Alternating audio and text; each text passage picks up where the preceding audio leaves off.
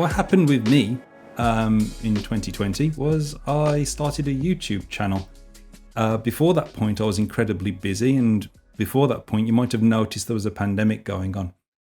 And right at the start of the pandemic, I was feeling a sense of guilt around productivity. I just didn't feel like I was doing enough, and I don't really know where that feeling was coming from. I don't know if it was justified or not. I don't know if I don't recall there being any kind of feedback from anybody that I should be doing more, but I just felt this sense of guilt that it wasn't enough and that I needed to be doing more. So I started looking at YouTube, and luckily for me, around about 2018 or so, 2018, 2019 especially, there was a big push for productivity content that started on YouTube, and it really took off in a big way, and the people became famous on there talking about that topic. People like Matt Diavella turned up, who makes amazing content about productivity and minimalism. Tom Frank turned up, and he made content about productivity and note taking, and working with I think it's Notion that the note taking tool that he uses now. And then Ali Abdaal turned up as well. Interestingly, Ali's released a book in the last week called Feel Good Productivity. I don't know if I can recommend it yet. I've not actually read it. I've only got as far as the introduction, so I don't know if you should be taking productivity advice from somebody who's doing so poorly at keeping up with their reading. I get the sense that he's chose Feel Good Productivity because what's also happened in terms of productivity since that big push in 2018, 2019, is people have started to wise up to the concept of toxic productivity. And I kind of fell victim to that a little bit myself because, as I say, in 2020, I was really pushing hard. Before I even started the channel, I started off with this fitness push, and I wanted to try to get wanted to get as fit as I possibly could. And I tried to just pack so many other things in. I was trying to learn French as well, which is just bizarre, as I don't know any French people. I certainly didn't then. So one of the things that inspired me was the 4 a.m. club. And I looked at that, and there's the story that these Marines get up at 4 a.m. They're trained to get up at 4 a.m. and they're super productive. Their day starts a full 2-3 hours before everybody else's. And then there was stories that Jeff Bezos gets up at 4 a.m. and nobody mentions what time they all go to bed, but they're up at 4 a.m. apparently, and they're hustling before everybody else wakes up. And I thought, I'll give that a go. So I started getting up at 4 a.m. and for a little while, it felt good. I had all this extra time. I had this kind of weird sense of superiority as well for the fact that I was doing this. And I felt that I was on top of things and I was growing and developing. And yes, there was a little bit of tiredness for the first week, but soon that just passes. And soon you're getting up at 4 a.m. and you're up before the sun every day. And I noticed I wasn't at full energy straight away, but by 5 a.m. I was certainly able to do things like exercise routines and to just really crack on with my day. Over the course of the year, what I didn't notice was I started to suffer a little bit cognitively. I was becoming more forgetful. I was certainly forgetting people's names. I was prioritizing things in the wrong way. And I was burning out in the worst possible way. And eventually I thought, well, maybe it's this 4 a.m. thing, because I was still going to bed about 10 o'clock. And I didn't fall asleep straight away every night. Sometimes I'd be awake at 11 or 12 o'clock. And I thought, well, I'll try and get up at 5 o'clock. I did that after a few days. It felt like I'd discovered a superpower. It was just amazing. So I'll talk a little bit more about sleep later on. But if there is one big productivity tip I can recommend to you right now at the start of this presentation, it is that you should try to sleep. You should sleep whenever you can. And also, as I go through this list of tips that have been useful to me, this is a very personal selection, keep in mind that some of these things just won't work for you. And some of them are probably going to contradict each other as well. The best thing you can do is just experiment and see what works for you. And if you hit on one thing off this list that I'm going to go through that moves the dial for you, then that's great. But also, always be aware of that productivity guilt and that toxic productivity where you're constantly chasing the need to do better and to do more. And always remember that you're not a machine. And, I know people refer to us sometimes as humans, just biological machines, but we're human. We break very easily, and some of the damage that we do to ourselves isn't easily repaired. So take it carefully. If you find that you're constantly struggling and feeling anxious about your performance, your work level, your outputs, or how you're feeling about them, if none of the things that I'm going to share with you seem to help to relieve that, then perhaps consider that there's a different driver taking place here. It may not be that you're unproductive. You may need to seek other advice.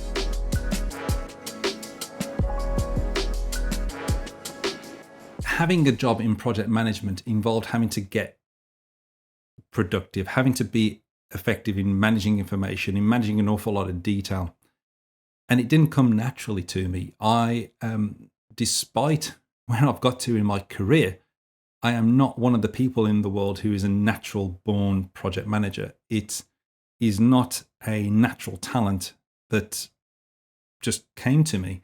Everything that I managed to accomplish has been done through having to learn, having to change my ways of behaviors. And the first thing that I had to do and embrace in order to start to get a sense of control was to become an obsessive list taker.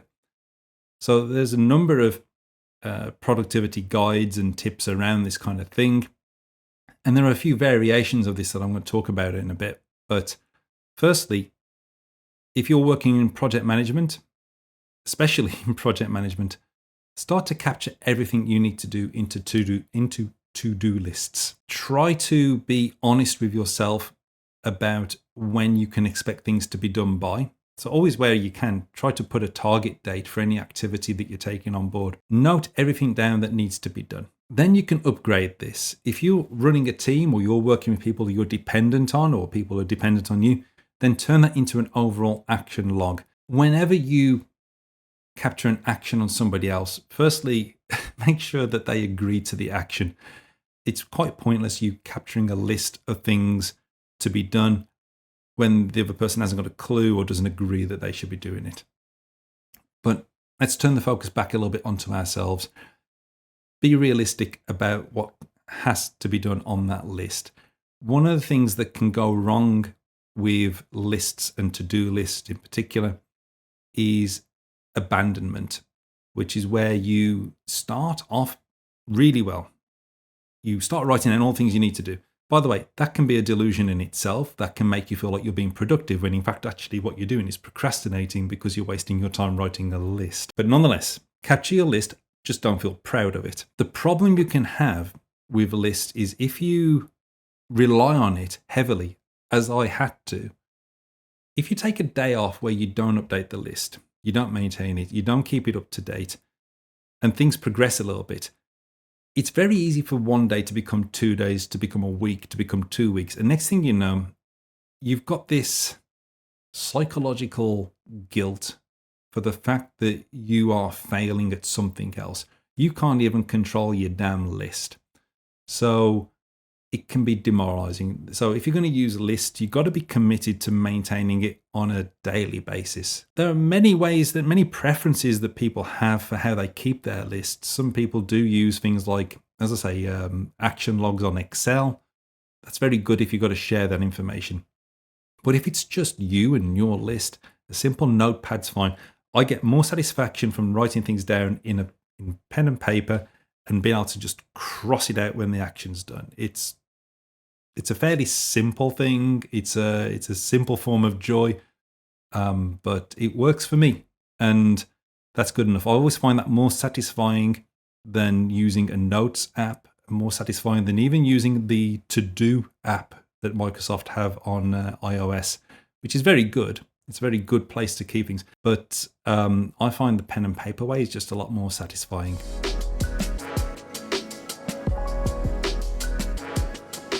When you've got your list of things to do, there is a technique known as the Eisenhower Matrix that helps you to understand what needs to be done first. So I'm just going to share my screen here. Oh, I'm going to get out of the way as well. Where the Eisenhower Matrix is a way of dividing up all of the things that are important and they're urgent as well. So if you've got something that is urgent, which means it needs to be done soon or immediately even, and it is important, as in this is impactful, this is going to change things in an important way, then it has to go into the top right corner box there.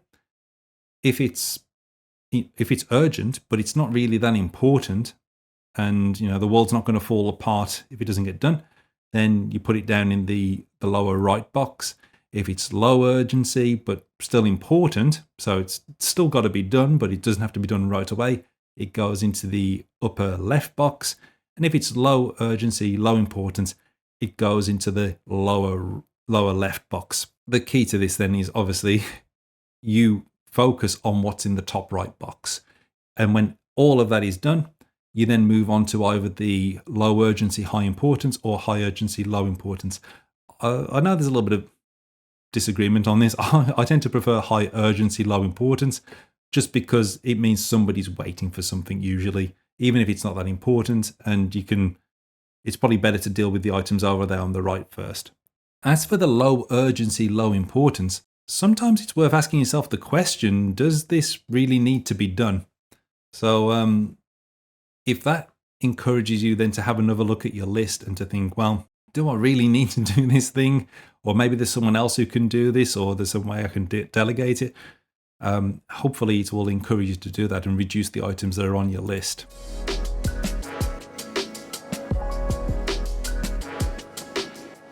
One of the things that I came across about a year ago, though, was a sense that even if you are maintaining your list, sometimes you can feel demoralized by the fact that you're not making progress through it. You can feel as though you're dealing with a relentless tide of activities that's just never going to end.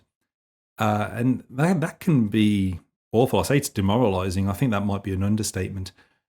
It's an awful feeling to feel as though you're working at your very best, you're working at your hardest, and it's not making any impact whatsoever. I picked up a book called Make Time. I can't remember the name of the authors, but the central recommendation of their book was firstly, they had some great ideas around reducing your reliance on Gmail and emails. Keep in mind, these were the people who engineered Gmail and made it as sticky as possible so that you're always tempted to keep using those kind of tools. But one of the big things that they had in their book was the recommendation that you start every day by choosing a daily highlight. So you might have a big list of 10 items or so that are on your list that need to be done. And what they recommend is you choose one, and it has to be the thing that once accomplished, it will make your day feel like a success. It doesn't have to be a work task. It can be a personal activity. It has to be important and meaningful to you. The idea is then it helps you to focus your energy and attention on what matters the most. You're setting a clear intention that you can essentially define your day by.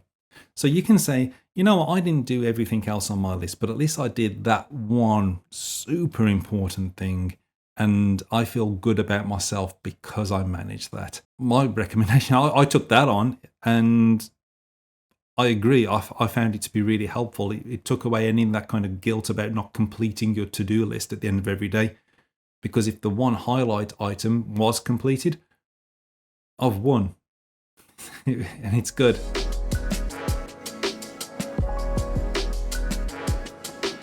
Something else that's worked really well for me is taking that list of activities and time boxing them. So you turn your to-do list into calendar events. So rather than say, at some point I'm going to find time on my list for this item here, item number 3, you actually put it into your work calendar. You take it off the list and you actually make an appointment with yourself in your calendar and you say, this is the time I'm dedicating to this. It sounds incredibly obvious sometimes to say this, but just doing that is the push sometimes that you need in order to turn your attention to that task at that time. And you just got to make a commitment to yourself to get it done. And if you don't, then you move the appointment. I find that to be a useful way to go, especially if it's something where I know that I need to block out some time. Like I need to do something like have some serious thought or data processing, or I've got to go and fix something that's complicated, or sometimes, I hate to say it, even if it's a difficult conversation I need to have with somebody, it feels better just take it off my to-do list and make the appointment. And at least then I don't have to worry about it until it comes around. So that's helped me a lot.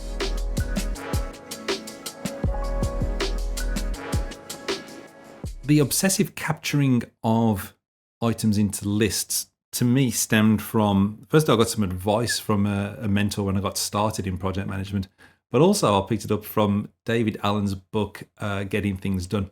But he had another rule, which is really powerful as well, called the 2-minute rule, which is if you pick up a task that is coming through your inbox or is something that somebody's asked you to go and do, and it will take less than 2 minutes to do, then do it immediately. Just completely clear it off the slate and just go and do it straight away. Believe it or not, that hasn't been so helpful to me in the project management sense. It's been incredibly helpful to me in terms of keeping the house clean sense and not upsetting my wife so much with mess around the house. If something can be done in 2 minutes, do the dishes, put things in the dishwasher, whatever it is, then just do it immediately. Don't even wait, and try to make that a habit as much as you can.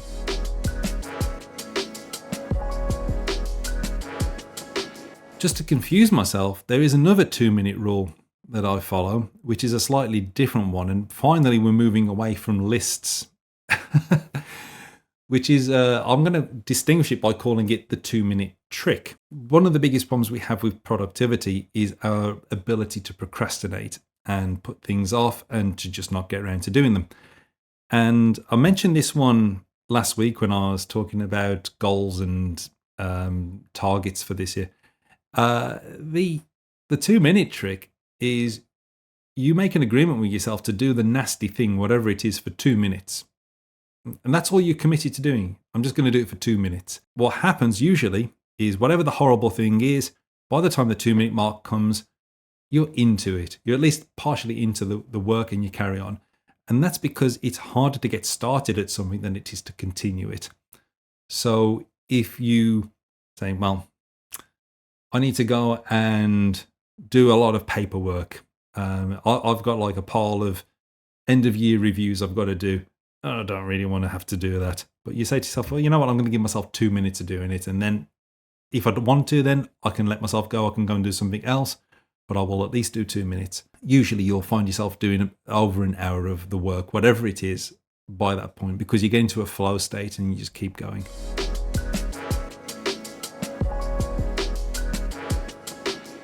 Another technique that I found to be very helpful as well when it comes to doing things that require focus and attention was a technique called the Pomodoro Technique, which is, it's basically using a timer. The idea is that you will spend, you'll be optimal for 25 minutes on a task that requires concentration. So you make a deal with yourself that you're not going to be distracted by anything else for that 25 minutes. You set a timer. And the reason it's called Pomodoro is because the person who invented it was using a tomato shaped timer. So he named it after the technique after the timer. You set a 25-minute timer. And in that period, you have to be indistractable. So you don't look at your phone. You don't look at Messenger. You don't look at your inbox. You're purely focused on that task. And the deal you make with yourself, a little bit like the 2-minute trick, is you give yourself a deal that you're going to give yourself 5 to 10 minutes off after that 25 minutes. And in that 5-10 minutes, you can do whatever you want, whatever itch you have to scratch, whether it's, I'm going to go on social media and write something, or I'm just going to doom scroll, or I'm going to go and watch a little bit of television, I'm going to watch a YouTube video, or I'm just going to go and have a walk outside, which is usually the best thing you can do. Go and do that, get a coffee, whatever it is. And then you come back and you do another 25-minute burst, and you just keep on going until you've got through whatever it is you need to do. I'd heard a little bit about this before I'd even heard about Pomodoro. The context I heard about it from was from Tony Buzzin's study skills, where he identified that if you're studying for an exam, or you're basically studying for whatever, but usually for an exam, if you're reading some heavy content, what tends to happen is you remember what happens in the first 5 minutes. Your memory's quite fresh around that part. You'll remember what happened in the last 5 minutes, and you'll remember anything that happens in between that is associated to something you already know, or is funny, or is rude. These things won't be connected, or even anything that you fiercely disagree with as well. So I already kind of knew a little bit about these working in these shortened chunks. Tony Buzzin's view on this was that you should shorten your study period down to 25, maybe 20 minutes, so that you've got that rich knowledge from the first 5 minutes, that rich knowledge from the last 5. Because the worst thing you can do is spend an hour reading a book and just remember the first 5 minutes and the last 5 minutes, and kind of everything else is just a little bit mixed up. So breaking your study into smaller chunks and using something like Pomodoro actually will have greater benefits in terms of what you can retain in terms of the knowledge that you pick up.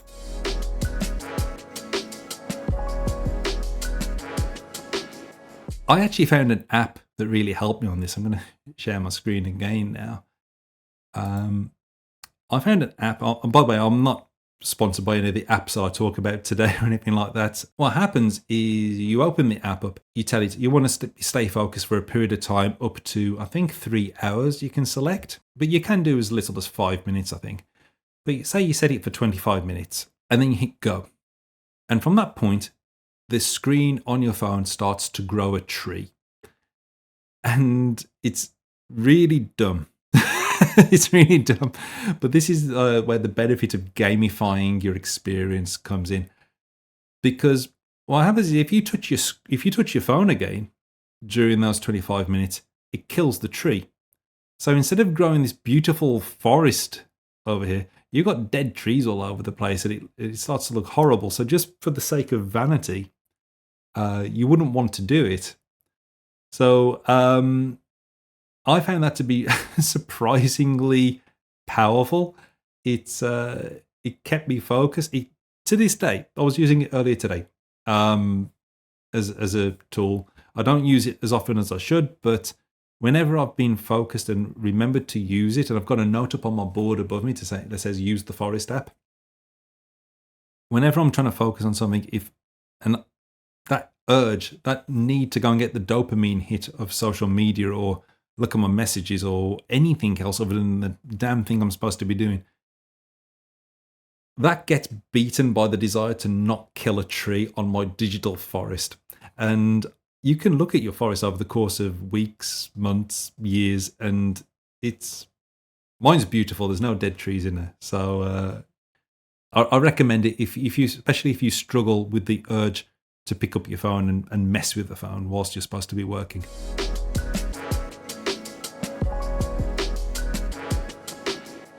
Techniques that can really help you as well when you're trying to build consistency in what you're doing is a technique that was used apparently by Jerry Seinfeld, he was obsessive about having a running streak of activity. Not a running streak in the nude sense, but a running streak in the sense of every day he would write a good joke. And he had a wall planner apparently, and he ticked it off every day when he did some positive contribution to his set. and he became obsessed with it. Apparently, that seems to have been quite a powerful factor.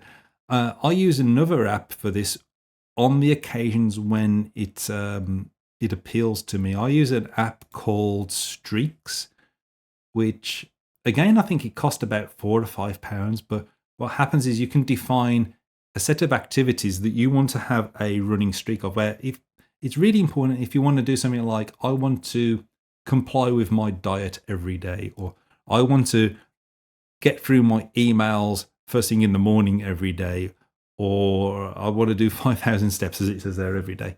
And the idea is when you've accomplished your goal for the day, you hit the button on it, it puts a big tick on it, and then it starts to keep track of it. And what happens is sometimes if we're gamifying this and we are the kind of people who are into that kind of gaming nature, then we want to keep the streak alive for as long as possible.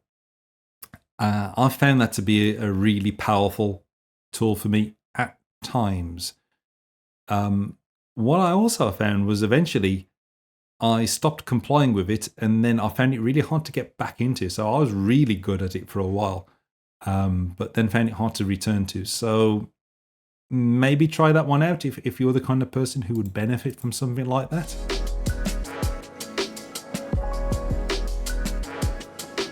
My final tip that I found has been incredibly useful over the last few years, as I said at the very beginning, is sleep.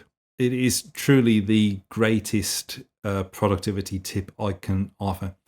I heard it said today in an entirely different context that 8 hours of sleep is the new 10,000 steps a day challenge. And if you can get anything close to that, then you're going to be working on a much better level than most other people. It's good for your emotions. It's good for your health. It's good for your focus. It's the it's the most underrated thing you can possibly do. And foolishly, I sacrificed it for far too long with very, very poor consequences for me. So I strongly recommend you make sure that you get all the sleep that you need.